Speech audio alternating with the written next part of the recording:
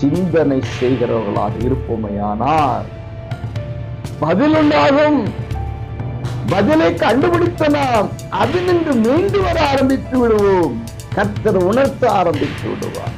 இந்த ஆண்டு சிந்தனை செய்கிற ஆண்டாக மாறட்டும். ஆவிக்குரிய சகோதர சகோதரிகளே, மனதார வாழ்த்துகிறேன். இயேசு ராஜா உங்கள் ராஜாவாக இருந்து நடத்துவாராக. பிரசங்கி 7:14 வாழ்வு காலத்தில் நன்மையை அனுபவித்திரு, தாழ்வு காலத்தில் சிந்தனை செய். வாழ்க்கை என்பது 2 பக்கங்களை கொண்டது. ஒரு பக்கம் வெற்றி, மறுபக்கம் தோல்வி. ஒரு பக்கம் சாதனை, மறுபக்கம் வேதனை. உயர்வுகளும் உண்டு, தாழ்ந்த சூழ்நிலையும் உண்டு.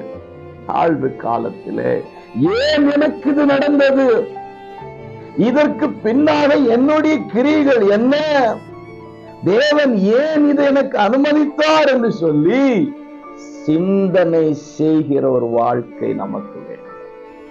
மாறாக ஆண்டவர் இப்படி செஞ்சிட்டாரு, என்னை மறந்துட்டார் என்றெல்லாம் குறை சொல்லாதபடிக்கு சிந்தனை செய்கிறவர்களாக இருப்போமையானால் பதில் உண்டாகும். பதிலை கண்டுபிடித்த நாம் அதினின்று மீண்டு வர ஆரம்பித்து விடுவோம். கர்த்தர் உணர்த்த ஆரம்பித்து விடுவார். இந்த ஆண்டு சிந்தனை செய்கிற ஆண்டாக மாறட்டும். உணர்வு உண்டாகிற ஆண்டாக மாறட்டும். தேவ சித்தத்துக்கு ஒப்பு கொடுப்போம். வாழ்வில் தோல்விகளை காரணம் என்ன என்று சிந்தித்து ஜெயத்துக்கு நேராய் கர்த்தர் நம்மை நடத்த வல்லமுள்ளவராய் இருக்கிறார். அப்படியே நடத்துவாராக, ஜெயத்தின் ஆண்டாக மாற்றுவாராக. God bless you.